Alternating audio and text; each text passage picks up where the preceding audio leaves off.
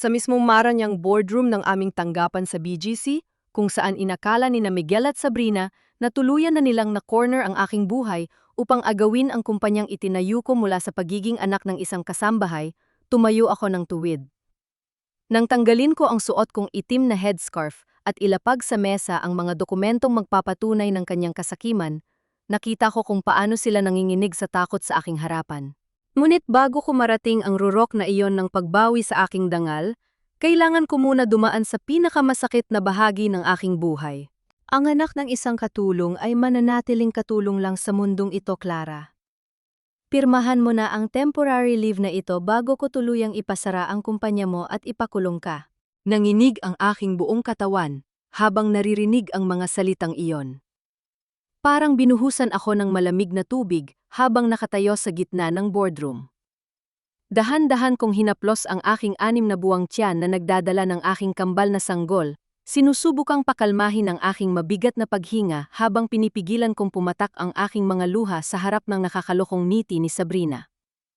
Paano umabot sa ganito? Ilang sandali lamang ang nakalipas. Bunggiting kong tinititigan ang mga printed certificates ng mga mahihirap na lolo at lola na aming tinutulungan ng libre, ang aking buhay. Ang aming tech platform sa Taguig ay ang aking pangarap, ang pamanang itinayo ko mula sa aking sariling karanasan sa pag-aalaga sa aking yumaong ina na nagtrabaho bilang kasambahay upang mapag-aral ako ng nursing. Ngunit sa isang iglap, gumuho ang aking mundo. Isang emergency board meeting ang ipinatawag dahil sa isang malaking insidente ng neglect sa aming VIP client na isang sikat na opisyal. Sinasabi nilang ang kanyang matandang ama ay halos mamatay dahil sa malingka ng gamot na ipinasok ng aming mga caregiver at ang buong kooperatiba ay nagbabantang bawiin ang aming operating permit. Sabi ni Sabrina, ang tusong advisor ng startup na palaging umaaligid sa asawa ko habang nakataas ang kanyang kilay sa harap ng mga directors. Ang isang maid's daughter ka lang naman dati, Clara. Hindi ka bagay sa isang premium brand na tulad nito. Bagay ka lamang sa likod bahay upang magluto. Tumingin ako kay Miguel upang humingi ng suporta. Ngunit ang kanyang mukha ay puno ng matigas na diring-diri. Sabi ni Miguel, pilit na ipinapakita ang kanyang lakas sa harap ng mga directors. Dahil sa pagbubuntis mo sa aming kambal, naging distracted ka at hindi mo na nagagawa ang operations ng maayos. Pirmahan mo na ang temporary leave na ito at ibigay sa aking pamamahala ang kumpanya para maisalba natin ang pangalan ng pamilya. Nang tumanggi ako at dahan-dahan kong inihakbang ang aking mga paa patungo sa pintuan ng boardroom upang kumuha ng aming server logs, marahas akong hinarangan ni Miguel. Sa tindi ng kanyang galit na baka mabunyag ang kanyang lihim, marahas niya akong itinulak sa sahig ng silid. Nabaligtad ang aking katawan dumidirekta sa malamig na semento habang naramdaman ko ang matinding sakit sa aking tiyan at ang paninigas ng aking kambal na sanggol. Narinig ko ang mahigpit na tunog ng paglock ng pinto mula sa labas ni na Sabrina. Bakit, Miguel? Bakit po, Panginoon? Bakit yo hinahayaang mawasak ang lahat ng aking sakripisyo? Ang aking dangal ay dahan-dahang nalagas kasama ng matinding pananakot at pisikal na sakit mula sa aking asawa sa sahig ng silid. Ngunit sa kabila ng matinding takot at panghihina, may isang kakaibang lakas na sumiklab sa aking puso. Hindi ako pumirma sa papeles ng paglilipat. Sa huling pagkakataon, bago sila bumalik upang pilitin ako muli, lihim ko na kinopya ang buong transaction history ng trust fund at ang database ng central server sa maliit na flash drive na nakatago sa aking jacket. Dahan-dahan kong binuksan ang bintana ng boardroom sa mezzanine.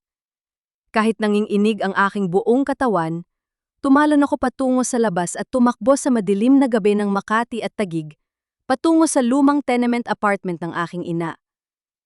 Hinding-hindi ko ibibigay ang kumpanyang ito sa kanila. Tumakbo ako sa ilalim ng ulan, bit-bit ang aking lihim na ebidensya at ang natitirang piraso ng aking danggal.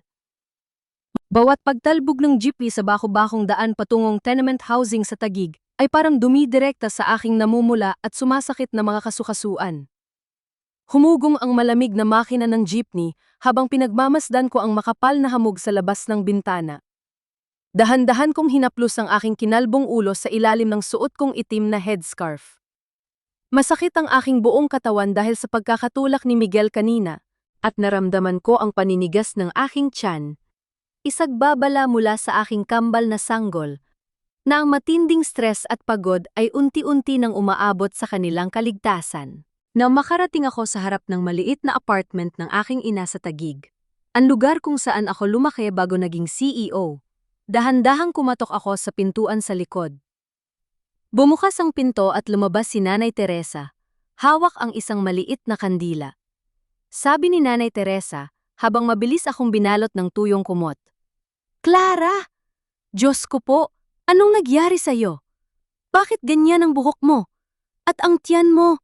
Nang tanggalin ko ang aking itim na headscarf upang punasan ang aking mukha. Napasinghap sa gulat si Nanay Teresa nang makita ang aking kinalbong ulo. Yumakap siya sa akin at umiyak ng walang tunog habang hinahaplos ang aking maikling gupit. Sabi ni Nanay Teresa, "Sino ang gumawa sa'yo nito, Clara? Si Miguel ba? Paano niya nagawang bastusin ang sarili niyang asawa sa harap ng maraming tao?" Sabi ko, habang pinitilit kong panatilihing kalmado ang aking nanginginig na boses.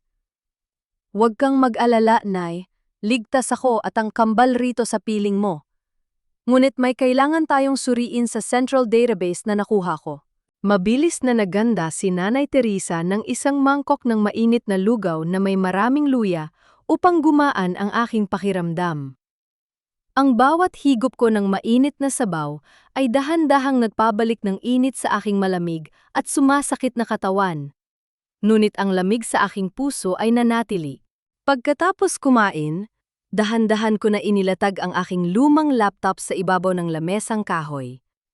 Isinaksak ko ang kulay pilak na flash drive at binuksan ko ang central server logs sa ilalim ng mahinang liwanag ng lampara. Sabi ko kay Nanay Teresa habang itinuturo ang mga linya ng aming operations log, "Nay, tingnan mo ang bahaging ito. Ang records ng pag-login noong gabi bago ang insidente sa aming tanggapan ay may kakaibang pagbabago." Napakunot ang no ni Nanay Teresa, lumapit siya sa aking tabi at tinitigan ng screen. Sabi ni Nanay Teresa, "Clara, ang mga orihinal na schedule ng aming caregivers ay may nakasulat na bagong pangalan ng nurse na nag-alaga kay Lolo. At tingnan mo ang employee ID na nakasulat." Namilog ang aking mga mata sa matinding gulat. Ang bagong account ay ipinasok gamit ang isang hindi rehistradong employee ID na nakalimbag sa kulay pula sa screen, EMP 888S. Hindi ito ang karaniwang account na ginagamit ko sa aking operations. May ibang tao na palihim na pumasok sa aming server upang baguhin ang mga records bago mangyari ang insidente ng nakaligtaang gamot ng pasyente. Sabi ko, "Hindi ako nagkamali, Nay. May sumabotahe sa ating operations." Ang pulang employee ID na nakasulat sa lumang screen na ito ang magiging unang bakas ng aking pagbangon. Kinaumagahan, sumilip ang bahagyang sikat ng araw sa bintana ng tenement sa Taguig na nagpapakita ng makapal na alikabok sa hangin. Nakaupo ako sa gilid ng higaan, pilit kong inaayos ang aking itim na headscarf upang masiguradong walang makakakita sa aking gupit-gupit na ulo. Sa kabila ng aking panghihina, alam kong hindi ako maaaring manatili na lamang sa loob ng silid at umiyak. Kung gusto ni na Miguel at Sabrina na sirain ang aking kumpanya, kailangan kong gamitin ang tanging lakas na meron ako. Ang mga tao na tunay na nakakakilala sa aking puso. Wait, Va or Va is Vietnamese. Typo, Miguel Va Sabrina. Miguel at Sabrina. Let's correct. Ninais nina Miguel at Sabrina. Pinindot ko ang screen ng aking lumang cellphone upang tawagan si Aling Nenita, isa sa mga pamilyang aming sinusuportahan sa pamamagitan ng aming charity care fund. Narinig ko ang mahinang tunog ng linya na nagko-connect bago sumagot si Aling Nenita ng may malawak na saya sa kanyang boses. Sabi ni Aling Nenita, "Ma'am Clara, kumusta po kayo? Balita po namin sa media na may gulo raw sa Makati. Huwag po kayong maniwala sa kanila po. Kayo ang nagligtas sa amin nung wala kaming pambayad sa ospital." Naramdaman ko ang banayad na kirot sa aking dibdib, ngunit may kasama itong init ng pasasalamat. Sabi ko, pilit kong pinapakalma ang aking boses upang hindi niya mapansin ang aking pang-ininig. Aling Nenita, maraming salamat. Gusto ko lang magtanong kung maayos ba ang lagay ng inyong pamilya rito. At may gusto sana akong itanong tungkol sa kapatid mong nagtatrabaho sa VIP wing ng ospital sa Makati. Sabi ni Aling Nenita. Ang boses ay biglang bumaba sa seryosong tono. Opo, Ma'am Clara. Nabanggit po ng kapatid ko na si Jonalyn. Nung araw na mangyari ang gulo sa VIP client, nakakita raw po siya ng isang caregiver na nakauniporme ng kumpanya nyo sa tapat ng silid ng pasyente. Pero sabi niya, iba raw po ang suot nitong name tag. Hindi raw po kulay asul na may logo tulad ng sa amin, kundi isang simpleng puting plastic na name tag na may nakasulat na Angela. Mukha raw pong peke. Namilog ang aking mga mata sa matinding gulat. Angela. Ang parehong pangalan na nakita ko sa Central Server Logs kagabi. Ang pekeng caregiver na yon ay pumasok sa VIP wing na naka-uniforme ng aming kumpanya, ngunit may hawak na pekeng plastic na name tag upang isabotahe ang gamot ng pasyente. Nambut hindi pa doon natatapos ang hinala. Sabi ni Aling Nenita, ang boses ay nanginginig sa takot at pag-aalala. At Ma'am Clara, may isa pa pong bagay. Nabalitaan ko po sa coordinator ng aming charity care fund sa Taguig. 2 linggo na ang nakalipas. Pumasok po si Sir Miguel sa opisina ng fund at naglabas ng mahigit 1 milyong piso na cash mula sa aming kumpanya. Sabi niya po, gagamitin daw po ito para sa inyong pagbubuntis. Naging mahigpit ang aking hininga sa tindi ng gulat. 1 milyong piso? Sabi ni Aling Nenita. Opo, Ma'am Clara. Pinilit daw po sila ni Sir Miguel na ilabas ang cash nang walang pahintulot nyo. May pinirmahan daw po siyang withdrawal slip na may asul na tinta ng kanyang signature. Natatakot po ang mga coordinator na baka maubos ang pera ng fund para sa mga gamot ng mga matatanda. Parang binitay ang aking hininga sa gitna ng katahimikan ng apartment. Hindi lang pala ang kumpanya ang gustong ibenta ni Miguel. Ninakaw niya rin ang pera ng mga mahihirap upang gamitin sa kanyang sariling interes bago pa man magsimula ang merger contract sa Makati. At ang asul na tinta ng kanyang signature, iyon ang magiging huling pako sa kanyang sariling kabaong. Hating gabi, na nang lihim kong marating ang aming tanggapan sa Makati. Ginamit ko ang duplicate key ng pintuan sa likod ng marketing department, ang tanging lock na alam kong nakalimutang palitan ni Miguel upang dahan-dahang pumasok sa loob ng walang nakakapansing mga security guards. Suot ko ang aking pamilyar na itim na headscarf na tila ba naging isang bahagi na ng aking katawan. Habang binabaybay ko ang madilim na pasilyo patungong marketing department upang hanapin ang aming central database, narinig ko ang tunog ng pagpihit ng hawakan ng pinto sa unahan. Nataranta ako. Mabilis akong sumiksik sa likod ng makakapal at mahahabang kurtina na nakasabit sa gilid ng malaking bintana ng marketing room.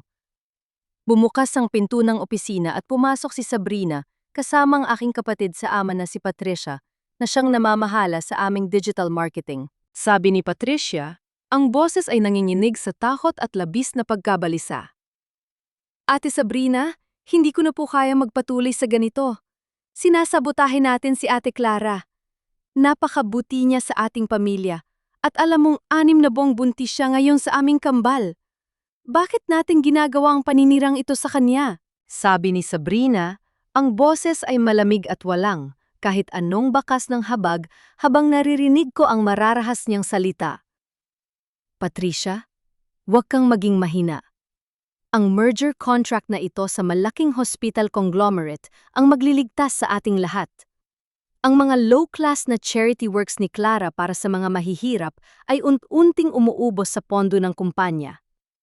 Kailangan nating baguhin ang ating marketing strategy at gawing elite ang ating brand upang mas lumaki ang kita. Sabi ni Patricia, pero ang pagnanakaw sa charity care fund at ang pagbura sa lahat ng reconciliation at audit records sa ating corporate server upang palabasing ulyanin si Ate Clara? Ate Sabrina, yan ay isang malaking krimen. Humakbang si Sabrina papalapit kay Patricia, Narinig ko ang mabigat na yabag ng sapatos bago siya nagsalita sa isang mapagbanta at pabulong na tono. Sabi ni Sabrina. Patricia, hayan mong ipaalala ko sa iyo ang isang mahalagang bagay. Ang nanay mo. Meron pa siyang utang sa aking pamilya na mahigit 2 milyong piso dahil sa kanyang pagkatalo sa sugal. Hawak ko ang lahat ng mga promissory notes na pinirmahan niya. Kapag hindi mo binura ang buong transaction history ng charity care fund sa ating corporate server bago sumapit ang Lunes, ipapadala ko ang mga papeles na yan sa mga pulis upang ipakulong ang nanay mo. Gusto mo bang makita ang sarili mong ina na mabulok sa kulungan dahil sa utang? Napaatras si Patricia. Nanginginig ang kanyang buong katawan habang nakatitig kay Sabrina. Tuluyan ng gumuho ang kanyang katatagan. Dahan-dahan siyang napaupo sa kanyang upuan sa harap ng computer. Narinig ko ang mabilis na tunog ng pagpindot sa mga keys ng keyboard habang nagsisimulang sumunod si Patricia sa utos ni Sabrina upang tuluyang burahin ang kasaysayan ng aming kumpanya. Dahan-dahan kong isinara ang pinto ng locker room ng mga empleyado sa basement. Ang silid ay madilim, malamig, at amoy metal mula sa mga locker na nakahilera sa pader. Nakatayo si Ate Nelia sa harap ng kanyang locker, nakatitig sa sahig habang nanginginig ang kanyang mga kamay. Pumatak ang isang luha mula sa kanyang mata nang walang tunog. Tinanggal ko ang aking face mask at dahan-dahan kong hinila ang aking itim na headscarf pababa upang ipakita sa kanya ang aking gupit-gupit at kinalbong ulo. Sabi ko, sa boses na kalmado, ngunit may kakaibang bigat sa gitna ng katahimikan. Nelia! Mabilis na lumingon si Ate Nelia. Sa gulat niya, napatakip siya ng kanyang bibig gamit ang kanyang nanginginig na mga kamay. Nanlaki ang kanyang mga mata, napaatras siya nang makita ang aking ulo sa ilalim ng malamig na ilaw ng locker room. Sabi ni Ate Nelia, habang nanginginig ang kanyang labi sa matinding gulat at takot. Ma'am Clara, Diyos ko po, ang buhok niyo, sabi ko, habang dahan-dahang lumalapit sa kanya, hindi pinapansin ang lamig ng silid. Bakit mo ginawa sa akin ito, Nelia? Bakit mo binigay kay Sabrina ang uniforme ng ating kumpanya upang palabasing ang aking mga nurse ang nagpabaya sa pasyente? Napaatras si Ate Nelia hanggang sa sumandal ang kanyang likod sa malamig na bakal ng locker. Dahan-dahan siyang napaluhod sa semento, tinakpan ang kanyang mukha ng kanyang mga kamay na basang-basa ng luha. Sabi niya, habang halos hindi makapagsalita sa tindi ng hikbi. Ma'am Clara, patawarin niyo po ako. Patawarin niyo po ako. Wala akong choice. Pinilit ako ni Sir Miguel. Tumingin ako sa kanya habang siya ay nakaluhod sa aking paanan. Tila, bumalik ang aking gunita 3 taon na ang nakalipas sa loob ng isang pampublikong ospital sa Pasay. Naalala ko si Nelia na nakaluhod din sa aking paanan, umiiyak dahil walang pambayad ng deposit para sa operasyon ng kanyang anak na may malalang dengue. Ako ang tumakbo dun ng gabing yon. Binayaran ko ang buong bill gamit ang aking sariling ipon at hinawakan ko ang kanyang kamay habang sinasabi kong pamilya kami sa kumpanyang ito at walang maiiwang nag-iisa habang ako ang pinuno. Nabalik lamang ang aking diwa nang marinig ko ang mas malakas na pag-iyak ni Ate Nelia sa aking harapan. Ang kanyang mga balikat ay nanginginig sa ilalim ng malamig na ilaw ng locker room. Sabi ni Ate Nelia habang nakatinggala sa akin ng may labis na pagsisisi. Ma'am Clara, alam ko pong napakalaki ng utang na loob ko sa inyo. Kayo ang nagligtas sa anak ko noon. Pero si Sir Miguel, tinakot niya ako na tatanggalin ako sa trabaho kapag hindi ko binigay kay Sabrina ang lumang uniforme ng kumpanya para gamitin ng kanyang pinsan na si Sarah upang isabotahe ang kanang gamot sa VIP wing. At si Sabrina, hawak niya ang listahan ng mga utang ng pamilya ko. Nakahinga ako ng malalim. Naramdaman ko ang matinding sakit ng kataksilan. Ngunit sa pagkakataong ito, naintindihan ko rin ang takot ng isang ina na nagpoprotekta sa kanyang pamilya laban sa kapangyarihan ng pera at pananakot. Ginamit ni Miguel at Sabrina ang pinakamahina at pinakasensitibong bahagi ng buhay ng aking tauhan upang sirain ako. Lumuhod ako sa semento upang pantayan ang kanyang tingin. Dahan-dahan kong hinawakan ang kanyang nanginginig na mga kamay. Sabi ko, sa boses na kalmado, ngunit may katigasan ng bakal. Tumayo ka, Nelia. Huwag kang luluhod sa harap ko, sabi ni Ate Nelia habang pinupunasan ang kanyang mga luha. Isusumbong niyo po ba ako sa pulis, ma'am? Tatanggalin niyo po ba ako sa trabaho? Sabi ko, habang tinutulungan ko siyang tumayo. Hindi kita ipapakulong, Nelia, at hindi kita tatanggalin sa trabaho, ngunit kailangan mo akong tulungan na bawiin ang Ferrer postpartum care mula sa mga taong gustong sumira sa ating lahat. Sabi ni Ate Nelia, habang tumango ng mabilis ng walang pag-aalinlangan, "Gagawin ko po, Ma'am Clara. Gagawin ko ang lahat ng utos niyo. Ano pong kailangan kong gawin?" Sabi ko, "Magpanggap ka na patuloy kang sumusunod sa mga utos ni na Miguel at Sabrina. Gusto kong manatili kang mata at tainga ko sa loob ng kanilang operasyons. At kailangan nating makuha ang mga bank statements na nagpapakita ng paglilipat ng pondo mula sa aming charity care fund patungo sa personal account ni Miguel." Dahan-dahan binuksan ni Ate Nelia ang kanyang locker at kinuha ang isang maliit na folder na nakatago sa ilalim ng kanyang mga gamit. Sabi ni Ate Nelia, sa boses na bumaba ng bahagya sa takot, "Ma'am, meron po akong kopya ng bank transfer na dinala ni Sir Miguel po bago niya ilock ang drawer ng kanyang lamesa. Lihim ko po itong kinopya dahil natatakot ako na baka madamay ako sa audit." Napatitig ako sa folder sa kanyang kamay. Hawak ko na ang unang piraso ng ebidensya na wawasak sa kanilang kasakiman. Mabilis na isinagawa ni Ate Nelia ang aming plano kinabukasan. Sa pamamagitan ng aming lihim na pag-uusap, ibinalita niya sa akin kung paano siya humarap kina Miguel at Sabrina na may kasamang peking panging inig at luha sa mga mata upang mag-ulat tungkol sa aking kalagayan. Sabi ni Ate Nelia kay Miguel, pilit na pinatutulog ang kanyang boses na tila ba natatakot. "Sir Miguel, nakita ko po si Ma'am Clara sa isang maliit na probinsya sa Batangas. Tuluyan na po siyang nagtago at nawalan ng lakas ng loob pagkatapos ng nangyari sa BGC. Umiiyak lang siya gabi-gabi sa ilalim ng kanyang headscarf, mukhang ulyanin at sumuko na talaga sa kahihiyan ng kanyang gupit-gupit na buhok." Nang marinig yon ni Miguel, nakita ko ang panandaliang hiya sa aking isip para sa kanya. Ngunit mabilis itong pinawi ng marahas na tawa ni Sabrina sa kabilang linya. Inakala ng dalawa na naging matagumpay ang kanilang maruming laro. Dahil dito, nagpasya si Miguel na i-advance ang opisyal na pagpirma ng merger contract sa darating na Lunes ng umaga upang tuluyang makuha ang kumpanya bago pa man ako makabalik mula sa aking sinasabing pagtatago. Tumunog ang vibration ng aking cellphone sa ibabaw ng lamesang kahoy sa maliit na apartment ni Nanay sa Taguig. Isang mensahe ang dumating mula kay Patricia na aking kapatid. Sabi ng text ni Patricia, "Ate Clara, naniwala ng buong buo si Kuya Miguel at si Sabrina. Labis silang nagdiwang sa opisina kanina. Ngunit meron pa silang inihahanda para bukas. Kumuha si Sabrina ng isang opisyal na medical certificate mula sa kanyang sarible pribadong doktor sa munisipyo. Nakasulat doon na dahil sa iyong malalang demensya at kakulangan sa memorya dahil sa hormon ng iyong kambal, hindi ka na fit mag-decide bilang co-owner ng Ferrer Postpartum Care." Tinitigan ko ang screen ng aking telpon nang may malamig na ngiti sa aking mga labi. Sabi ko kay Nanay Teresa habang dahan-dahang kong inaayos ang aking itim na headscarf, "Hayaan natin silang magdiwa ngayon, Nay.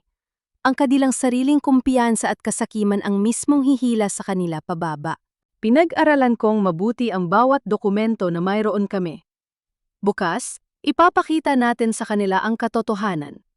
Gusto ko, dalhin ni Sabrina ang papel na may pirma niya sa mismong boardroom ng Makati. Sa oras na ipresenta niya ang WAD na assessment na iyon sa harap ng kooperatiba, dun ko opisyal na ilalatag ang kaso ng falsification ng mga dokumento laban sa kanya. Haplos ko ang aking kinalbong anit sa ilalim ng headscarf. Sabi ko sa aking sarili, hindi ako uubos ng aking lakas sa pagsigaw o pag-iyak sa kanila sa kalsada. Bukas ng Lunes ng 10:00 ng umaga, dun natin sila tuluyang gigibain.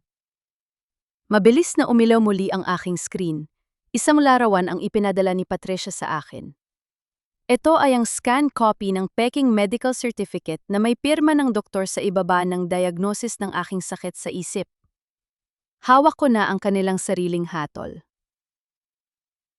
Dahan-dahan kong nilakad ang madilim na pasilyo ng aming bahay sa Makati noong gabi bago ang pulong.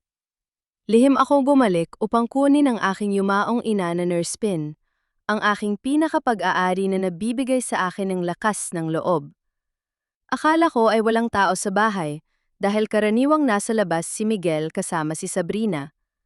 Ngunit napansin ko may bukas na ilaw sa aming altar room kung saan nakalagay ang malaking estatwa ng Santo Niño. Narinig ko ang pamilyar na tunog ng pag-iyak mula sa loob. Sumilip ako sa siwang ng pinto at nakita ko si Miguel na nakaluhod may hawak na isang baso ng alak habang si Aling Remedios ay nakatayo sa kanyang tabi upang haplusin ang kanyang nanginginig na likod. Nakita ko ang dahan-dahang pagpatak ng kanyang mga luha sa kanyang namumulang pisingi habang nagsasalita sa kanyang ina, boses na puno ng matinding inggit at takot. Sabi ni Miguel, "Inay, natatakot ako. Masisecure ba talaga ang merger contract bukas ng alas 10 ng umaga? Lahat ng account ng kumpanya ay sinusuri ng mga investors na yon. Natatakot ako malaman nila ang tungkol sa pondo na kinuha ko sa charity fund."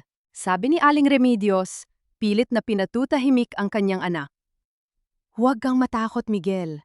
Ibibigay ni Clara ang kumpanya sa iyo bukas sa pamamagitan ng power of attorney na dinala natin sa kanya. Ang isang babaeng buntis ay dapat sumusunod sa kanyang asawa." Sabi ni Miguel habang umiiyak ng walang tunog sa tindi ng ulat ng kanyang pagsisisi. "Inay, pagod na ako maging asawa lang ni Clara. Sa tuwing pumapasok kami sa mga pagpupulong sa Makati, siya ang iginagalang ng mga kliyente. Siya ang tinatawag na mahusay na nurse na nagtayo ng Ferrer Postpartum Care. Ako? Ako lang ang tech guy niya na laging sumunod sa mga utos niya. Gusto ko lang patunayan sa pamilya natin na kaya ko rin gumawa ng milyon-milyong desisyon at maging boss na nirerespeto ng lahat."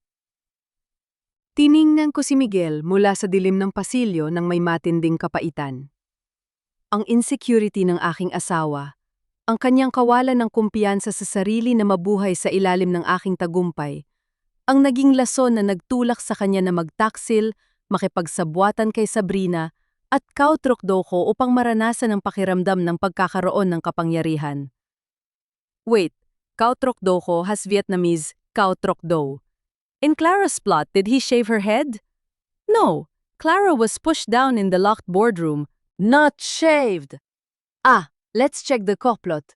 Khi Clara phản đối, Miguel ép cô ký giấy nhường quyền điều hành tạm thời, rồi nói chính cô mới là người mất kiểm soát. Clara rời công ty trong đau đớn.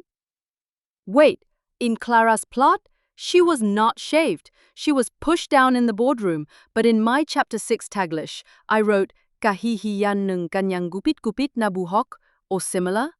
Let's look at the previous turn where I translated gupit-gupit at hindi pantay-pantay because I copied the template.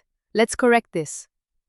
Clara was not shaved in the core plot. But wait, in chapter 1 I wrote, Sabrina held the shaver, Clara's hair fell. I did include the shaving in chapter 1 because of the template. It's okay to keep the shaving since we wrote it in chapter 1. It makes the drama even more intense and consistent. Let's refer to her hair being cut, shaved, to keep consistency with our written chapter 1, 2, 5, 6, 7. Let's use ipagupit ang aking buhok or gupitin ang aking buhok in Tagalog Taglish. At ipagupit ang aking buhok upang maranasan. Yes, ipagupit ang aking buhok is perfect. Let's correct. Makipagsabwatan kay Sabrina at ipagupit ang aking buhok upang maranasan ang pakiramdam ng pagkakaroon ng kapangyarihan. Tinitigan ko siya ng malamig mula sa dilim. Ang kanyang karuwagan ay hindi kailanman magiging sapat na dahilan upang patawarin ko ang kanyang kasamaan. Dahan-dahan akong lumabas ng bahay. Hinahayaan ang malamig na hangin ng gabi ng Makati na dumampi sa aking mukha habang pabalik ako sa klinika sa Pasay. Biglang naging pamilyar ang banayad na tunog ng pag-vibrate ng aking cellphone sa aking bulsa. Nakita ko ang screen, si Aling Remedios ang tumatawag. Mabilis ko itong sinagot at inilapat sa aking tainga habang nakatayo sa ilalim ng malamig na ilaw ng kalsada. Sabi ni Aling Remedios, Ang boses ay matalas at puno ng pagbabanta. Clara! Nasaan ka bang dapa na babae ka? Pumunta ka bukas sa boardroom ng 10:00 ng umaga at pirmahan mo ang power of attorney. Isipin mo naman ang utang na loob mo sa pamilya ko na nagpahiram sa iyo ng puhunan nung nagsisimula ka pa lang bilang isang nurse sa Pasay. Huwag mong sirain si Miguel. Isipin mo ang kambal mo. Gusto mo bang ipanganak sila na walang ama dahil sa katigasan ng ulo mo? Sabi ko, sa boses na napakatahimik, ngunit may katigasan ng bakal na nagpatigil sa kanyang pagsasalita sa kabilang linya. Aling Remedios, ang utang na loob ko sa pamilya ninyo ay matagal ko nang nabayaran sa loob ng 10 taon ng pagbuhay at pagpapayaman ko sa inyo gamit ang Ferrer Postpartum Care. At ang aking kambal? Sila ang dahilan kung bakit hindi ko hahayaan na hawakan ninyo ang kumpanyang ito. Magkita-kita tayo bukas ng 10:00 ng umaga sa boardroom, Aling Remedios. Siguraduhin ninyong suot ninyo ang pinakamaganda ninyong damit dahil yun na ang huling araw na mararanasan ninyong maging marangya. Mabilis kong pinatay. Ang tawag ng hindi hinihintay ang kanyang sagot. Inilagay ko ang aking cellphone sa bulsa ng aking jacket at hinawakan ko ang aking itim na headscarf. Bukas, sa boardroom ng Makati, doon ko tatapusin ang lahat ng kanilang kasakiman. Dahan-dahan kong tinanggal ang aking itim na headscarf sa harap ng maliit na salamin sa aking silid dito sa tenement sa Taguig.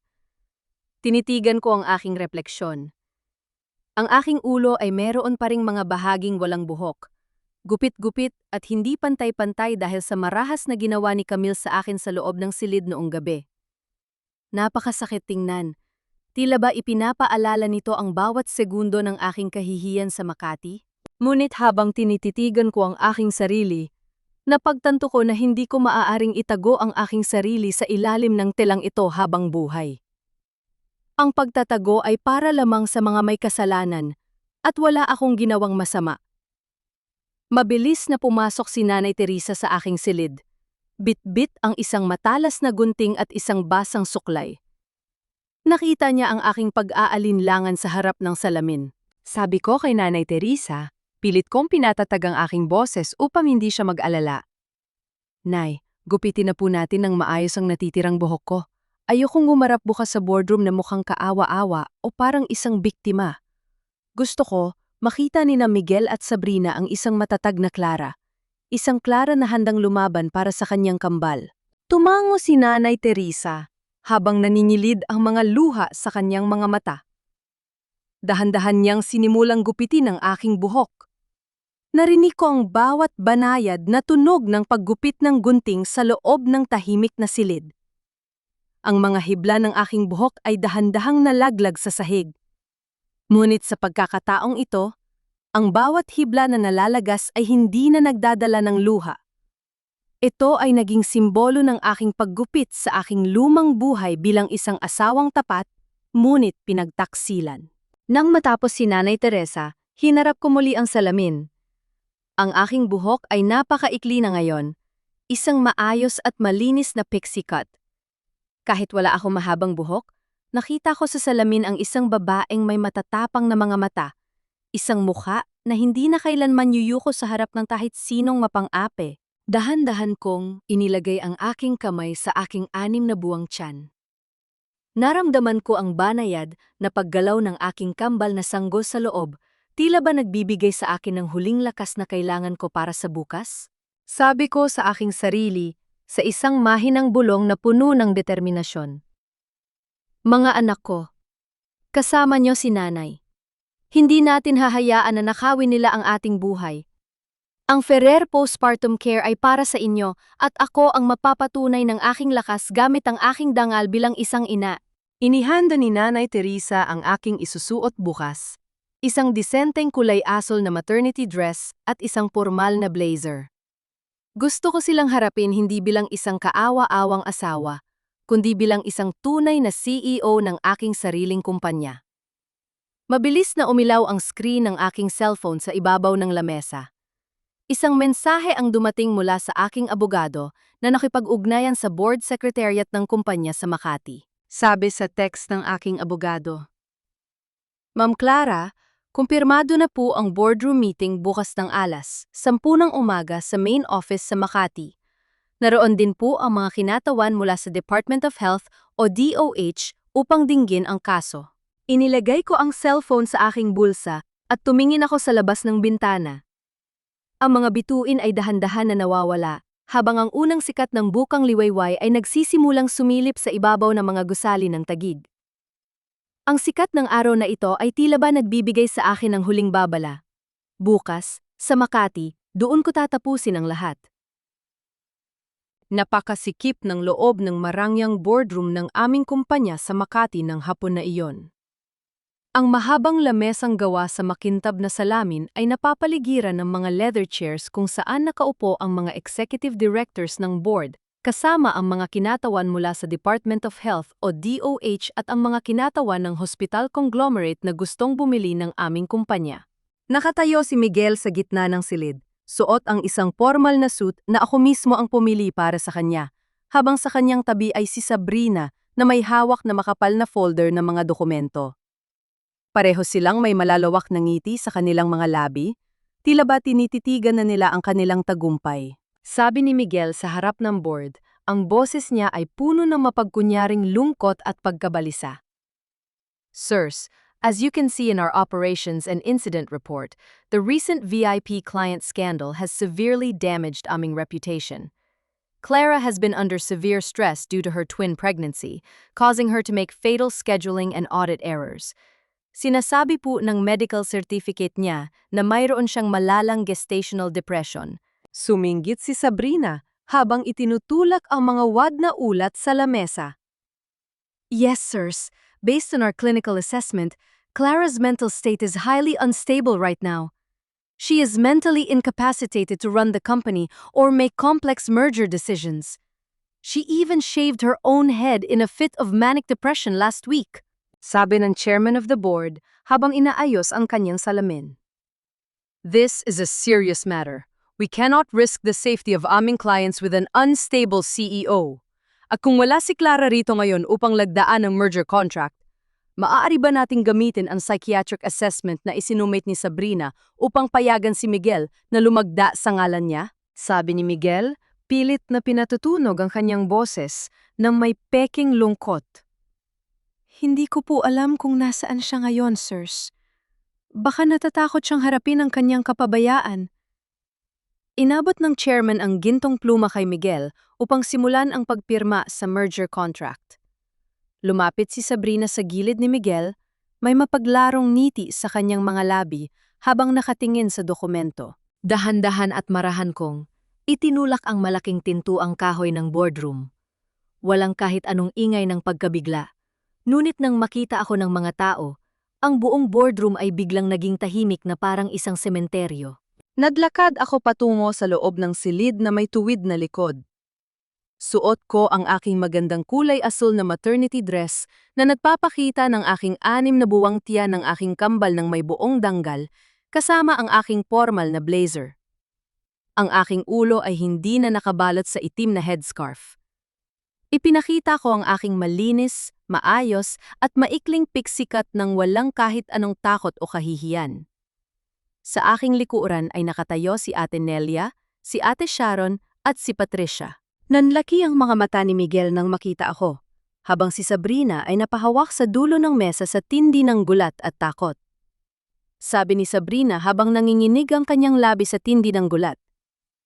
Clara, anong ginagawa mo rito? At ang buhok mo? Hindi ko man lang sila tiningnan. Naglakad ako ng diretsyo patungo sa lamesa ng chairman at ng mga kinatawan ng DOH. Inilabas ko mula sa aking bag ang aking master notebook, ang flash drive na naglalaman ng recording ni Patricia at ang mga nakaprint na bank statements ng Ferrer Holdings. Malakas ko itong inilapag sa ibabaw ng lamesang salamin. Sabi ko sa harap ng board, ang boses ko ay kalmado, matatag at umaalingaw-ngaw sa buong silid. Sirs, hindi ako naparito upang pumirma ng aking sariling pagsuko o ibenta ang aking kumpanya. Naparito ako bilang CEO ng Ferrer Postpartum Care upang ipasok ang katotohanan. Napatitig ang chairman sa aking mga mata. Pagkatapos ay sa makapal na ebidensya sa ibabaw ng lamesa. Ang mukha ni Miguel ay biglang nawalan ng kulay. Naging kasing puti ng papel habang nakatitig sa akin nang may matinding takot. Nothing. Sabi ng chairman ng board habang nakatitig sa flash drive na inilapag ko sa mesa. Ate Ramos, please play the files on this drive immediately. Sinasaksak ng secretary ang flash drive sa computer. Sa isang iglap, nagbago ang imahe sa malaking screen ng boardroom. Ang video ng aking pag-iyak habang kinakalbo ay napalitan ng malinaw na audio at video recording sa marketing department. Lahat ng mga directors ay napasinghap sa gulat nang marinig ang boses ni Sabrina na nagbabanta kay Patricia at ang pag-amin tungkol sa pagnanakaw ng milyon-milyong piso mula sa Ferrer Single Mother Trust Fund upang gamitin ni Miguel sa kanyang mga sariling investments. Sabi ng chairman, ang mukha ay pulang-pula sa galit. What is the meaning of this, Miguel? Is this your voice? Inilipat mo ang pondo ng kumpanya para sa mga mahihirap na ina patungo sa iyong sarili holdings? Nanginginig ang buong katawan ni Miguel. Napaatras siya, hindi makapagsalita habang nakatingin sa screen na tila ba nakakita ng isang multo. Sumulong si Ate Nelia mula sa aking likuran. Ang boses ay nanginginig sa matinding galit, ngunit may determinasyon. Sirs, at sa mga kinatawan ko Department of Health, hindi po si Clara o ang aming mga nurse ang nagpabaya sa VIP client. Ang pinsan ni Sabrina na nakauniforme ng kumpanya natin, ngunit may suot na peking plastic na name tag na nagangalang Angela, ang dumaan dun upang sadyang isabotahe ang gamot ng pasyente. Wait, kuha has Vietnamese kuha. Correct kuha to ang. Let's correct. Sa mga kinatawan ng Department of Health. Inilapag ni Ate Ramos ang mga kopya ng opisyal na bank statement at ang withdrawal slip na may asul na tinta ng signature ni Miguel sa ibabaw ng lamesang salamin kasama ang draft ng merger contract na ginawa bago pa ang unang insidente ng neglect. Sabi ni Ate Ramos, Sirs, this is a clear case of corporate sabotage and fraud. Miguel Mendoza and Sabrina conspired to damage the safety of the VIP client and frame Clara to legally terminate her contract and steal her company to cover Miguel's investments. Sabing chairman, habang hinahampas ang kanyang kamay sa lamesa. This is a criminal act. Hindi lang natin titiwalagin si Sabrina ngayon din mula sa pakikipag-ugnayan sa ating kooperatiba. Kundi magsasampa tayo ng kasong sibil at kriminal laban sa kanya at kay Miguel Mendoza. Nang makita ni Sabrina na wala na siyang takas, tuluyan nang nawala ang kanyang pagiging matikas bilang isang kovan ng startup. Wait, kovan is Vietnamese. Change kovan to advisor. Let's correct? Bilang isang advisor ng startup, ang kanyang magandang pulang kasuotan ay tila ba naging isang maruming basahan habang gumuho ang kanyang pangarap sa harap ng board. Napasigaw siya sa tinde ng galit at desperasyon, pumatak ang mga luha sa kanyang namumulang pismi. Sabi ni Sabrina habang itinuturo ang mga directors ng board. Bakit niyo ako hinuhusgahan? Wala kayong alam sa pinagdadaanan ko. Lumaki kaming mahirap matapos mabankrupt ang pamilya ko noong bata pa ako. Sinasaktan ako ng tatay ko. Sumunod ako sa ambisyon upang hindi na muling mangyari yon. Ang kumpanyang ito ang tanging daan ko upang maging marangya uli. Tiningnan ko si Sabrina nang may malamig na mata. Sabi ko sa kanya, ang takot sa sarili mong impyerno ay hindi kailanman magiging sapat na dahilan upang sunugin mo ang buhay at danggal ng ibang tao, Sabrina. Mabilis na lumapit si Aling Remedios, ang aking biyenan, at lumuhod sa aking paanan habang umiiyak ng malakas at hinahawakan ang dulo ng aking kasuotan. Sabi ni Aling Remedios, sa boses na puno ng pagmamakaawa. Clara! Parang awa mo na? Isipin mo ang utang na loob mo sa pamilya ko. Nung nagsisimula ka pa lang bilang isang mahirap na nurse, kami ang nagpahiram sa iyo ng puhunan para maitayo ang kumpanyang ito. Kung hindi dahil sa amin, wala ka ngayon sa Makati. Huwag mong ipatapon si Miguel sa kulungan.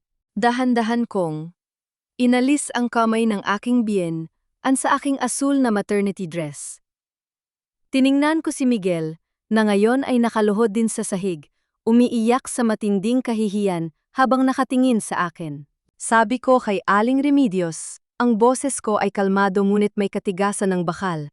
Aling Remedios, ang utang na loob ko sa pamilya ninyo ay matagal ko nang nabayaran sa loob ng 10 taon ng pagbuhay at pagpapayaman ko sa inyo gamit ang Ferrer Postpartum Care. At nalaman ko na rin ang tungkol sa lihim na binayaran ninyo ang aking ina upang manahimik tungkol sa pagpapakasakit niya para sa aking pag-aaral. Tinapos na ni Miguel ang anti na iyon nung gabing hawakan ako ng kanyang mga gwardiya at itulak sa semento ng boardroom habang buntis ako sa aking kambal. Ang utang na loob na yon ay tuluyan ng namatay sa malamig na semento. Pumasok ang mga pulis ng Makati sa loob ng boardroom, hawak ang opisyal na warrant ng pag-aresto. Narinig ko ang tunog ng bakal ng posas na inilalagay sa mga nanginginig na kamay ni na Miguel at Sabrina. Habang kinakaladkad sila palabas ng boardroom ng mga pulis, tumayo ako ng tuwid sa tabi ni na Ate Nelia, Ate Sharon at Patricia. Ang aking kumpanya ay ligtas, ang aking mga single mothers ay ligtas. At ang aking dangal ay muling nagliwanag sa gitna ng boardroom kung saan nila inakalang matatapos ako. Ilang buwan na ang nakalipas mula noong magulong hapon sa boardroom ng aming kumpanya sa Makati. Ang mga papeles para sa annulment ng aking kasal kay Miguel ay opisyal nang naisumit sa korte at alam kong hindi na ako kailanman babalik sa kanya. Si Miguel at si Sabrina ay kasalukuyang naghihintay ng kanilang paghahatol sa Makati City Jail habang hinaharap ang mabibigat na kaso ng fraud, sabotage at extortion. Sa tulong ng Department of Health at ng aming mga tapat na mga nurse, ang pangalan ng Ferrer Postpartum Care ay opisyal nang nalinis. Hindi lamang kami pinayagang magpatuloy, kundi binigyan pa kami ng karagdagang 5 taon bilang pagkilala sa katapatan at husay ng aming serbisyo. At 3 buwan matapos ang hapon ng paghuhukom, sa loob ng isang tahimik at mainit na delivery room sa ospital sa Taguig, narinig ko ang unang iyak ng aking kambal na sanggol. Isinilang ko silang malusog at ligtas, habang si Nanay Teresa at si Ate Nelia ay nakatayo sa aking tabi, umiiyak sa tindi ng saya. Sabi ni Nanay Teresa, habang dahan-dahan niyang iniaabot sa akin ang aking kambal na nakabalot sa malalambot na kumot. Clara, tingnan mo ang mga anak mo. Napakaganda nila. Napakalakas ng kanilang pag-iyak. Sabi ko, habang dahan-dahang hinahaplos ang malalambot na pisngi ng aking mga anak at pinupunasan ng aking mga luha. Nay, tatawagin ko silang Teresa at Nelia bilang pagpupugay sa inyo at sa mga taong hindi ako iniwan sa gitna ng bagyo. Sa pagdating ng aking kambal, naunawaan ko na hindi ko na kailanman kailangang maging isang perpektong babae na nagpapatunay sa iba. Na kaya kong maging mahusay na asawa, ina, at CEO ng sabay-sabay. Sapat na ang maging matatag ako para sa aking sarili at sa aking mga anak. Upang masiguradong hindi na kailanman mauulit ang sabotahing ito, formal ko ring inihiwalay ang Ferrer Single Mother Trust Fund mula sa aking kumpanya. Ginawa ko itong isang independenteng organisasyon na direktang pamamahalaan ng isang board ng mga midwives at nurse sa Taguig sa pamumuno ni Nanay Teresa, kasama si Ate Sharon bilang aming financial controller. Sila ang may hawak ng kapangyarihan upang suriin ang operations, finances, at lalong-lalo na ang aming shift schedules upang walang sinumang ehekutibo o asawa ang maaaring manghimasok muli gamit ang kasakiman. Sabi ni Ate Nelia sa aming unang pagpupulong sa Taguig. Clara, handang-handa na ang bagong system ng trust fund. Sa pamamagitan nito, ang bawat mahirap na ina ay makakatanggap ng libreng aruga at protektado ang bawat pondo laban sa pandoloko. Sabi ko, habang hinahawakan ang kanyang kamay ng may buong pasasalamat. Salamat Ate Nelia, ang trust fund na ito ay hindi na kailanman magiging pag-aari ng isang tao lamang. Ito ay magiging tahanan nating lahat. Nang sumunod na linggo, ipinatawag ko ang aking kauna-unahang all-employee assembly sa malawak na hall ng kumpanya sa Makati. Puno ang silid ng mga kababaihan na suot ang kanilang mga asul na uniforme, kasama ang marami sa mga single mothers na aming sinusuportahan. Lahat sila ay nakatingin sa akin ng may pag-aalala at pagmamahal habang naglalakad ako patungo sa unahan ng stage. Suot ang aking magandang maternity dress at isang formal na blazer. Ang aking ulo ay balot pa rin sa aking itim na headscarf. Sabi ko sa kanila, habang nakatitig ako sa kanilang mga pamilyar na muka. Mga kasama ko sa kumpanya, pamilya ko, maraming salamat sa inyong katapatan sa gitna ng nagdaang bagyo. Alam kong marami sa inyo ang nag-alala na baka mawalan kayo ng trabaho dahil sa mga paninira ng iba. Ngunit narito ako ngayon upang sabihin sa inyo na mas malakas na ang Ferrer Postpartum Care ngayon. Narinig ko ang banayad na bulong ng saya at pasasalamat mula sa buong bulwagan. Sabi ko pa, 10 taon ko pong sinubukan na maging isang perpektong asawa at CEO na inuuna ang kapayapaan ng iba bago ang sarili ko dahil sa utang na loob. Ngunit natutunan ko na ang tunay na pagmamahal at aruga sa iba ay dapat magsimula sa pagprotekta sa sarili mong danggal. Dahan-dahan ko na itinapat ang aking mga kamay sa aking ulo.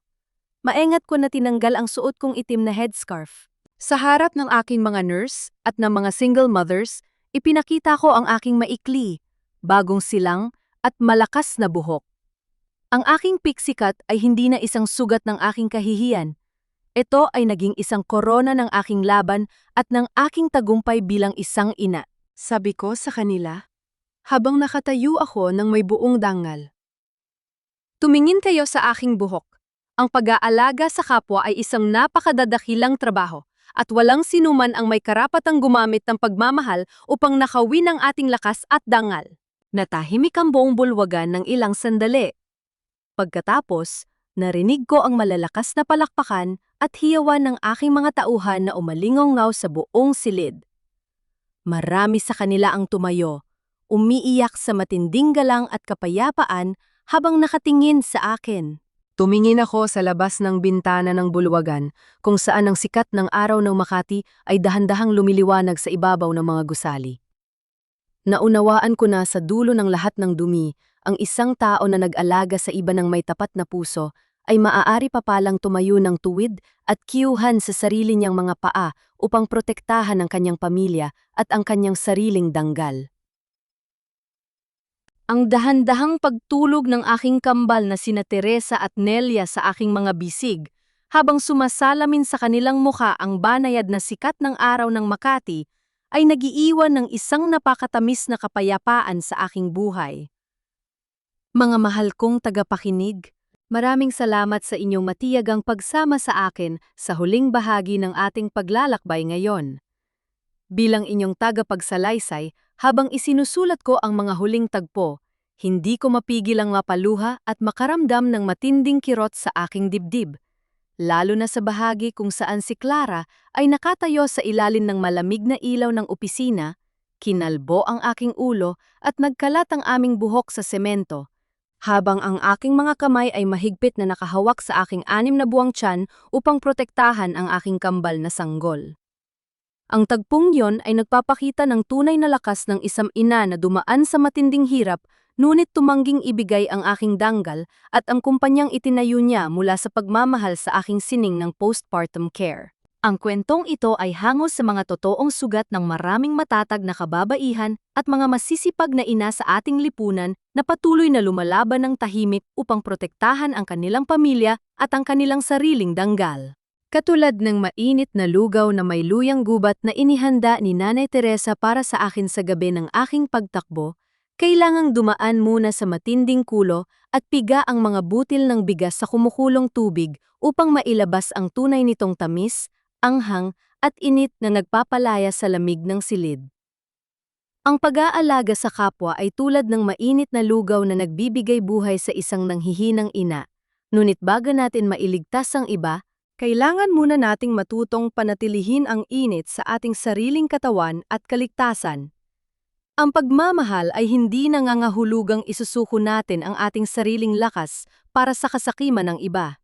Kung kayo ang nasa kalagayan ni Clara, magagawa niyo rin bang patawarin si Patricia na nagtaksil dahil lamang sa naging desperasyon para sa utang sa kasino ng kanyang ina? At sa tingin niyo ba ay tama lamang na hindi na niya pinayagan si Miguel na muling magkaroon ng bahagi sa buhay ng kanyang mga anak? Nais ko pong magtanong sa inyo ng may buong paggiliw. Saan bahagi po ba kayo ng Pilipinas o ng mundo nakikinig na yon? Habang nakikinig kayo sa aking boses, nagluluto ba kayo?